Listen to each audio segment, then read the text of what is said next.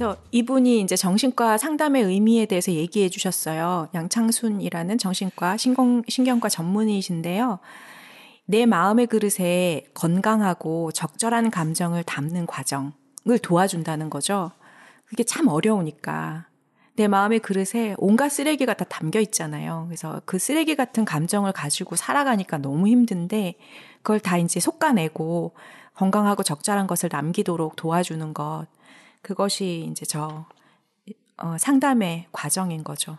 참 어려울 것 같아요. 한 사람이 진짜 자기가 건강해질 때까지 오지도 않을 것이고 온다 하더라도 받아들이지 않으면 참 저게 힘들 것 같기는 한데 어쨌든 꾸준하게 그 일을 하고 있는 거죠. 점집과 더불어 같이 하고 있는 거죠. 콜라보 하시나요? 지금 양창순이란 분이 책을 하나 쓰셨는데 명리학과 함께하는 그 상담, 정신과 상담에 대한 책을 쓰셨어요. 그래서 그런 본인의 환자들이 오면서 계속 그 점집에 갔던 이야기를 하면서 근데 점집이 다 맞는 건 아니잖아. 분명히 오류가 있거든요. 근데 그 오류를 갖고 와서 자꾸 고집스럽게 얘기할 때 이걸 어떻게 풀어줘야 될지 본인은 몰랐대요. 명리학을 모르고 그걸 모르니까. 근데 본인이 이제 다시 박사를 하셨더라고요. 성균관대학교. 연세대학교에서 박사까지 하신 분이거든요. 의사로서는. 공부를 좋아하시는 분이네. 근데 그 과정이 되게 재밌었어요. 외국 의사들이랑 컨퍼런스 같은 걸 하잖아요. 근데 외국 의사가 묻더래요. 동양 사람들, 특히 한국 사람들은 마음이 힘들 때 뭐 의사를 찾아오기도 하지만 그것보다는 점집을 가는 경우가 더 많다고 하더라. 술집도 가죠. 술집도 가고. 그죠? 술집은 남자분들이 주로 언니한테 위로받으려고. 아니에요. 요즘은 술집 가보면 언니들도 많아요. 언니들도. 네네네. 그렇죠. 많죠. 낮술도 하시고. 많으신데, 여튼. 그래서 서양 의사가 오히려 묻더라는 거예요.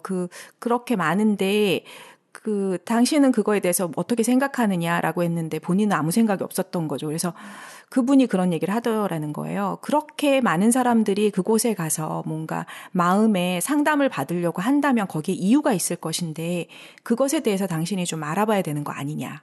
한국의 의사라면. 라고 해서 그런가? 라는 생각은 좀 했대요. 근데 왜 그런가라고 생각해도 우리는 바로 움직이지 않잖아요. 그랬는데 자기가 굉장히 좋아하던 그 의사 선배, 산부인과 의사인데 외국 가서 오래 사시는 분이래요.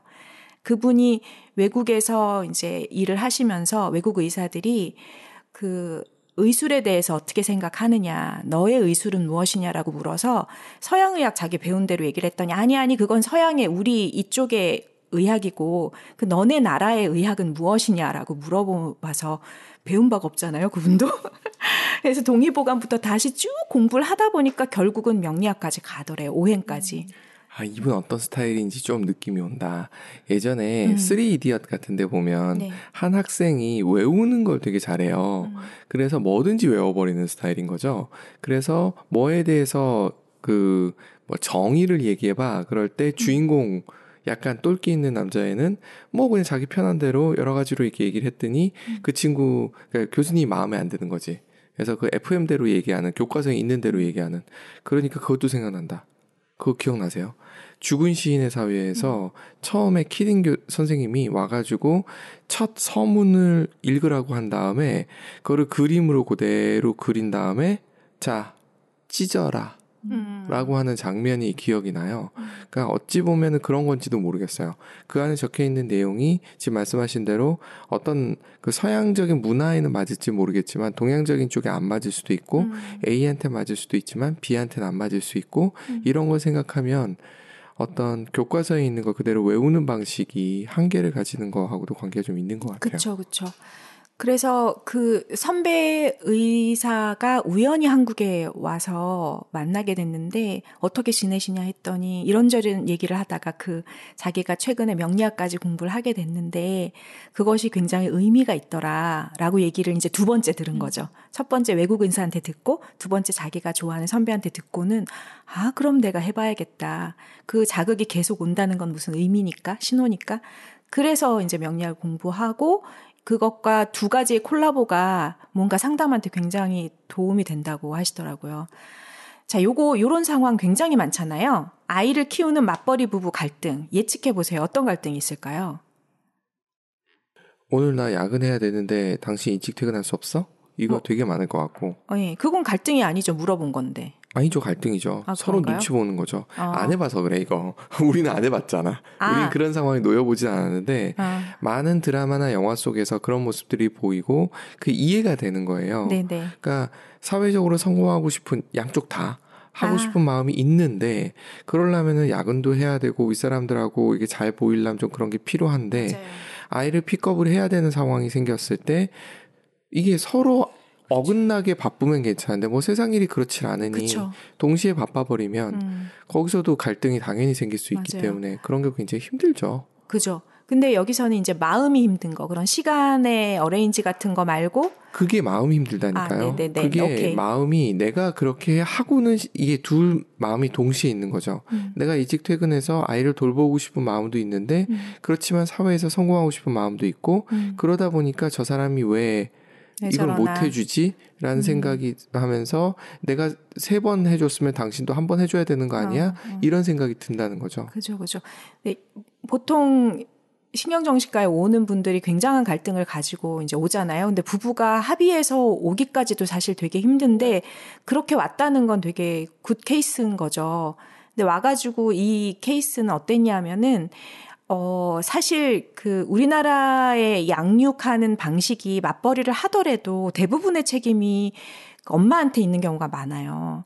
그래서 남편들은 어떻게 생각하냐 하면은 도와준다고 생각하는 거예요. 내 일이 아닌데 집에 와서 육아를 도와준다. 그 부분 때문에 여자들하고 굉장히 많이 싸우죠. 그죠. 같이 돈을 버는데 모든 아이 챙기는 거, 사소한 거. 네. 다 여자가 신경을 써야 되는 이 상황 여자들이 이제 힘든 거지. 그죠. 폭발하면. 그리고 그게 쌓이고 몸도 힘들고 회사 일도 힘들고 근데 집에서 남편이 이해 안 해주고 마치 엄청 도와주는 것처럼 하지만 늘 안 하려고 하고 이런 게 쌓이니까 이제 신뢰도 무너지고 너무 힘든 상황에서 온 거예요, 병원에. 근데 겉보기를 봤을 때도 맞벌이 부부도 남자들이 많이 일을 해요. 그냥 일반 부부들보다 많이 하지만 이제 그 전체적인 양육에서 신경 쓰는 거 뭔가 챙기고 알림장 받고 뭔가 유치원에서 알림 받고 뭔가 서류를 내거나 다 엄마가 얘기를 신경 써야 되는 이 잔잔한 것들이 여자들이 계속 날카로워지는데 맞아요. 물리적으로 뭔가 애를 씻기거나 뭐 분리수거하거나 청소하고 이거 남자가 해.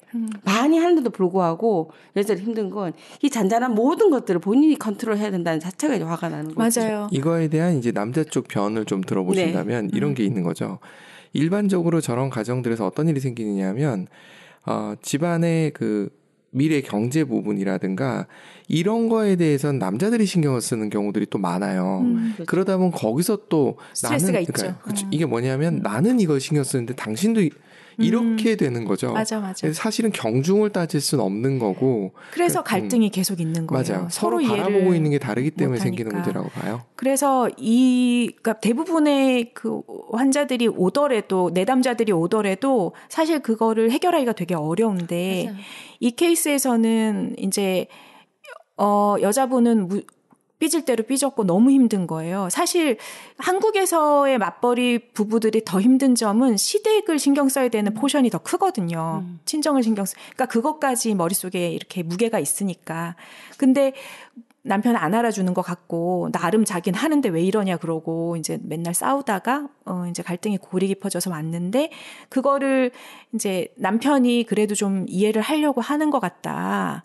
이제 둘이 서로 각자 얘기 안 하고 각자 와서 상담받고 이런 상태였나 봐요. 맞아요. 각자 와요. 네. 같이 저도 난 해보지만 같이 오지 말라고 해요. 같이 오면 이야기가 진행되지도 않고 이제 폭발해서 가버려요. 그죠. 그래서 각자 좀 상담을 받다가 이제 많이 남편분이 그래도 이해를 한 것 같다. 그러니까 한번 얘기를 같이 해보시라. 이렇게 하고 이제 남자분이 와서 기다리고 있는데 여자분이 이제 그래 한번 두고 보자. 뭐라고 하는지 내가 가만 안 둘 거다. 이런 마음으로 이제 딱 왔는데 남편분이 정말 마음으로 그거를 느꼈나 봐요. 그래서 여보 미안하다. 정말 내가 내 마음속에서 솔직히 얘기하면 나는 도와준다고 생각했지 이걸 같이 한다고 생각을 안 했다. 당신이 얼마나 힘들었을지 내가 정말 미안하다. 이렇게 나오니까 여자가 갑자기 거기서 다 녹지. 내 마음을 알아줬잖아. 다 녹는 거지. 그래서 이게 참 그거 한마디 하는 게 그렇게 힘들잖아요. 그러니까 와이프한테 영업 잘하는 남자가 있어요. 제 친구 중에 남편분들이 한두 분 와이프한테 영업을 진짜 아무리 봐도 이건 와이프한테 영업하는 거야. 근데 그 내 친구 같은 경우는 그 영업 몇 마디에 죽어 그냥 뭐 방 닦고 쓰레기 버리고 지가 다 해. 남편분은 입으로 조금 하다가 봉투에 편지 좀 써가 돈 좀 넣어주고 티켓 좀 넣어주면서 늘어져 자고 그래도 완전 다 오케이인 거야. 그래서 세상에 진짜 맞아요. 말로 갚았어 천냥빚을. 그거가 있는 이유가 있죠. 그 속담이 있는 이유가 있다니까. 남편이 영업사원이야 완전 진짜 와이프한테만. 근데 그거라도 해주는 게 어디야? 그게 이제 내 마음에 그럼요. 들면, 맞아. 내 마음에 들면, 내 마음에 그게 마음에 안 되는데 들면. 그걸 연구원들은 제일 하네 분석하고. 지금 진아송님이 네. 그 얘기 하셨어요. 네. 아까 제가 얘기 드린 거에 대한 반박이신 것 같은데 네. 경제 개념이 여자 쪽이 더 있고 더 잘 번다고 그렇죠. 어떨까? 그것도 이제 이렇게도 얘기를 할 수 있는데 동시에 그렇게 그러니까 이 예외를 들기 시작하면 여기서부터 끝이 맞아요. 없어지는 근데 게 이제 대부분이 저도 아까 그랬는데 많은 남자분이 그렇게 가정 경제를 진두지휘하고 하는 느낌이 있으면 되는데 그거 없거든. 근데 그거. 반대로 남자 쪽에서 볼 때는 여자 쪽에서 그 육아를 이건 평균 이하로 하는 경우도 있는 그렇죠. 거예요. 그런 경우도 있죠. 그런 맞아요. 경우도 있어요. 그러니까 이게 여러 가지가 복합적이기 맞아요. 때문에 저는 그냥 그 일반화 시켜서 얘기 드린 그쵸, 거라는 그쵸. 거를 좀 이해를 네. 해주십시오. 오해하시면 안 되고 네. 그러니까 여긴 다 여자분들 지금 방송 들으시는 분들 다 여자분들이시기 네, 때문에 그래서 이제 반대편의 얘기를 해주셨답니다. 그렇죠. 네. 그렇게 맞아요. 이해해 주셔야 네, 됩니다. 이해를 해드릴게요. 네. 바람직한 남성상이죠. 이거는 가정 경제를 책임지면서 뭔가를 진두지휘를 할 때 그 여자들 같은 경우는 뭐 이렇게 하는데 근데 이도저도 아닌데 여차하면 게임하고 여차하면 들어가 자면서 아무것도 안 하고 근데 그것도 재밌어요. 저도 이제 여러 가정들을 이렇게 보잖아요. 네. 근데 보면 남자분은 남자분대로 그 회사에서 아까 부장님한테 아무 말도 못한다 얘기했잖아요. 그런 상황 속에서 정말 최선을 다하시는 게 보여요. 제 눈에는. 같이 뭐 저도 직장 생활도 해봤고 했기 때문에 어떤 상황인지 이해가 되는데 그럼 여자분이 양육을 못하냐 하면 아니야. 여자분도 잘해. 서로 잘하고 있는 거예요. 단지 스트레스 푸는 방식이 좀 달라. 그러다 보니 대화가 안 돼. 소통이 안 돼. 그래서 생기는 갈등들을 보는 거예요. 그러니까 각자의 위치에서 최선을 다하고 있는 게 보이는데 최선을 다하지만 감정은 각자의- 이해 못하는 맞아요. 거죠. 제 그렇지. 얘기가 그거예요. 그 상황을 지금 상정을 하고서 얘기를 해야 이 얘기가 네. 진행이 되는 것 같아서 그래서 드린 얘기예요. 네. 그래서 결국은 자신과 상대의 감정을 이해하고 수용하고 격려하고 이런 진짜 바람직한 분위기, 아름다운 상황. 이게 없으면은 집안이 자꾸 갈등이 생기는 거죠. 누가 그걸 시작해야 될까요? 참 어려운 문제죠. 그래서 네. 보니까 많은 가정들이 이제 아이가 손이 좀 타는 거를 좀 벗어난 한 10살쯤 됐을 때부터 부부가 조금 한가로워지잖아요. 일단은 기본적으로 손 가는 게 적어지니까 그때 다시 관계가 되게 좋아진 부부가 있기도 하고 그때 완전 참았던 거 완전 등 돌리고 갈랐으면 맞아요. 이게 딱 10살에서 15살 그 사이에 애가 컸으니까 맞아요. 골이 깊었던 사람들은 완전 갈라서고 제가 본 친구들의 이게 평균 수치가 되게 신기한데 결혼 7년에서 10년 차. 그때쯤 제일 그때 다들 한 번씩 헤어질까 생각을 다 하더라고요.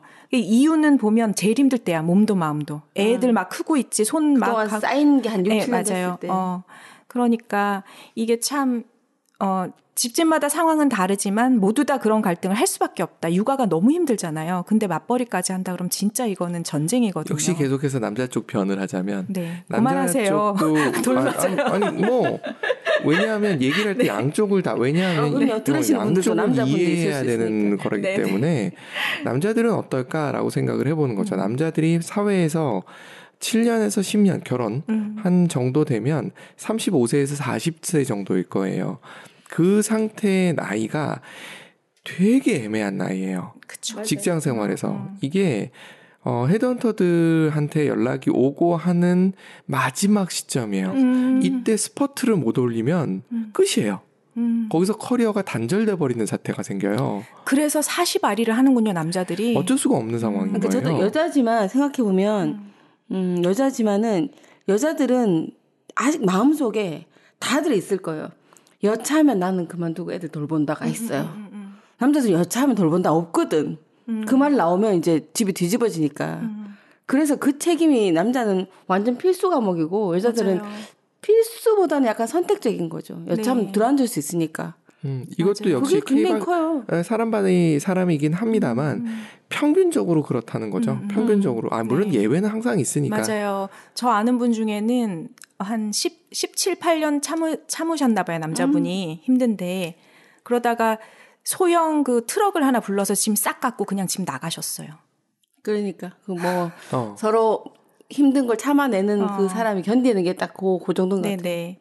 그래서 이게 집집마다 참 많이 모양은 다르지만 다들 힘든 과정이 있었구나. 맞아요. 그걸 알 수 있는 상대방을 거죠. 이해하려고 해야 된다는 게 그러니까 지금도 잠깐 그 얘기한 그 글 속에 있었는데 몸을 바꿔서 살아보는 거에 필요하다. 만약 현실적으로 가능하다면 그게 도움이 될까라는 생각도 전 해보는데 동시에 내 생각이 안 바뀐 상태에서 몸이 바뀐다고 그게 생각을 바꾸는데 어느 정도 도움이 될까. 맞아요. 이런 생각은 좀 들긴 해요. 예를 들면 엄청 도움 될 것 같아요.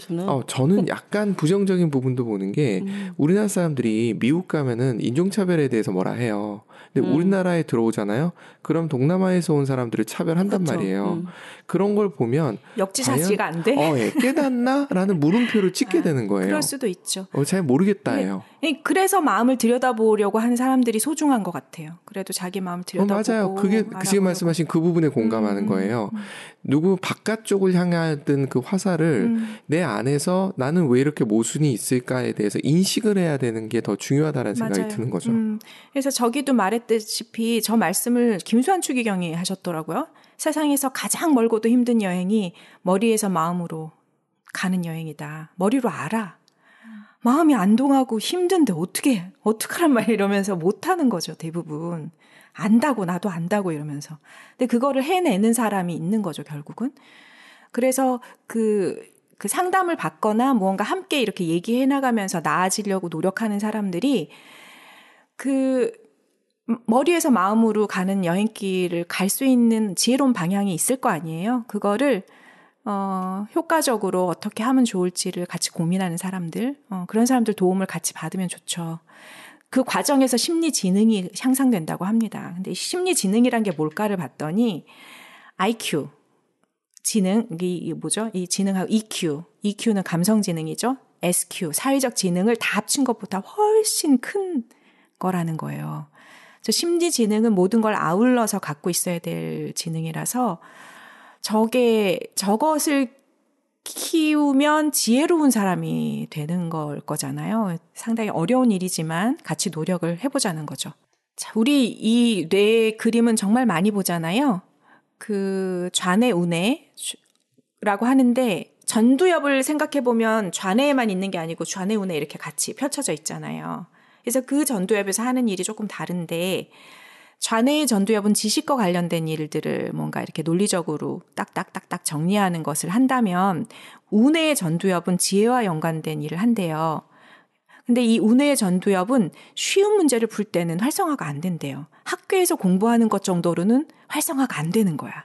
얘는 어떨 때 활성화가 되냐 하면 상당히 인생에 어려운 문제들이 딱 생겼을 때, 관계의 문제, 특히 가족 안에서 일에서 뭔가 폭삭 망한다든지 경제적인 문제, 이런 문제를 엄청 어려운 문제를 겪을 때 발달하는 것이 우뇌의 전두엽이래요.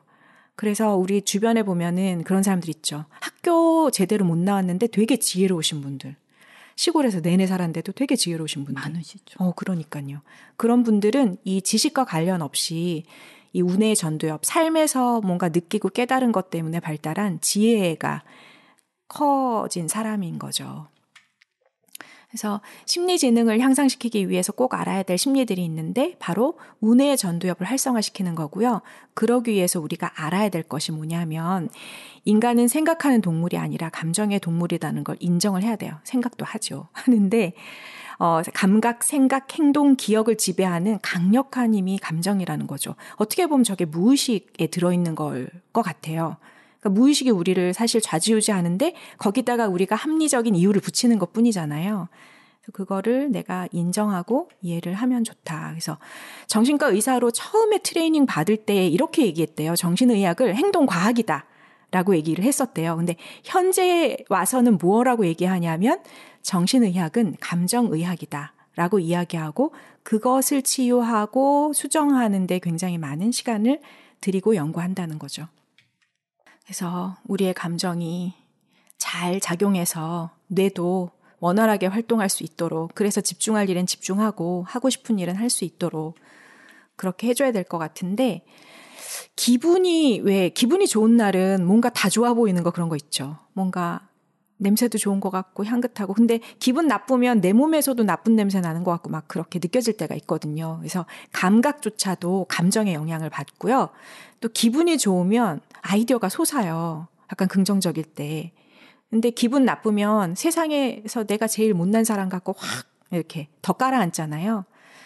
생각도 감정의 영향을 받고 행동도 마찬가지고 기억도 조작되는 거 아세요? 기분에 따라서. 엄청 조작되죠. 그래서 예전에 모든 것이 다 안 좋은 일이었다가 갑자기 뭐가 기분이 확 달라지면 어머 그때 그래서 이런 건 좋았지 이러면서 기억도 막 바뀌어요.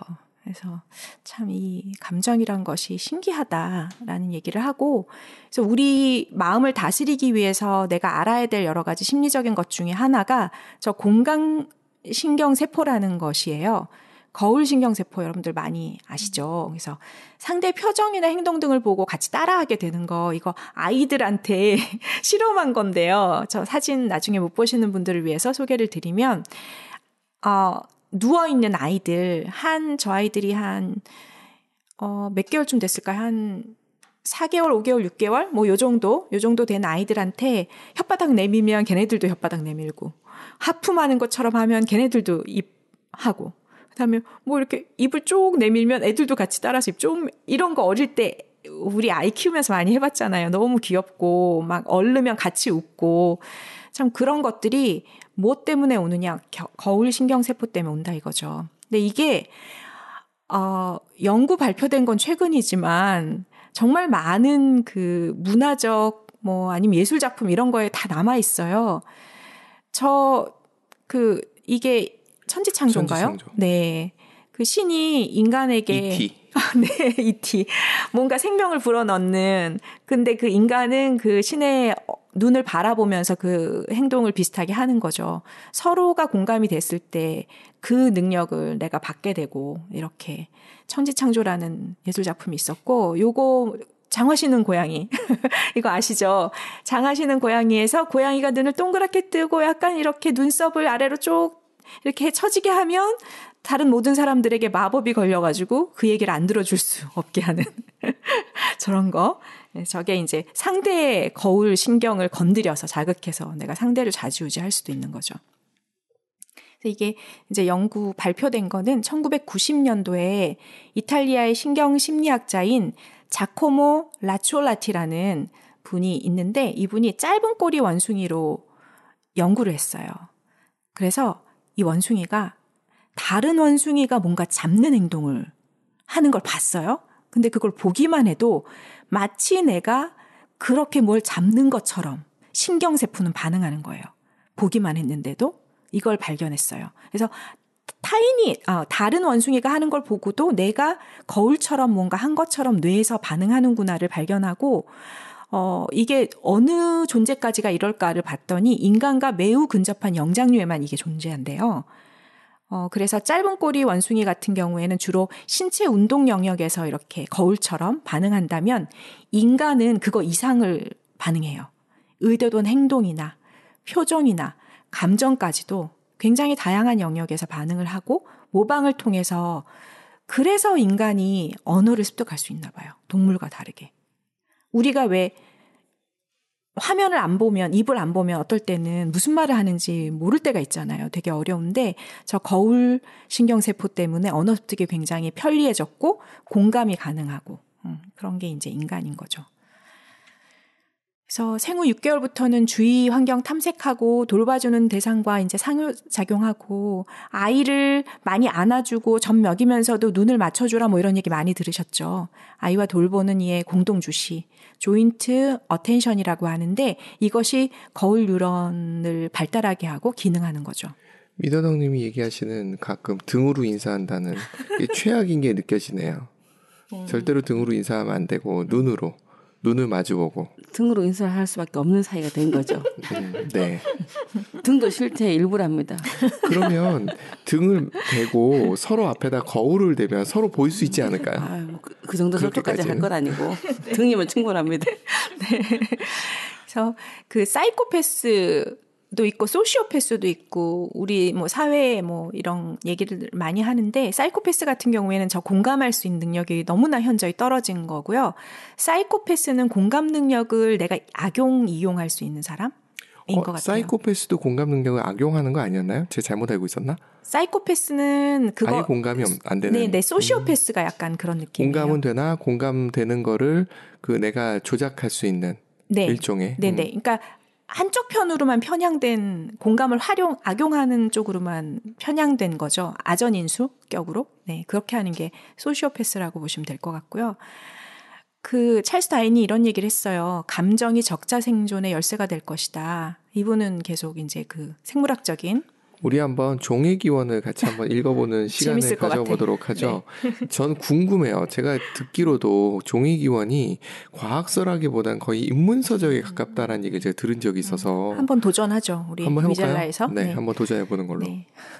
읽을 거 많아져 점점. 네. 그래서 그 감정이란 것 때문에 어떻게 보면 인간들이 공동생활하면서 거대한 동물들도 물리칠 수 있고 뭐 이렇게 된 것이 아닐까 해서 적자생존의 열쇠가 될 것이다 이렇게 얘기를 했고요.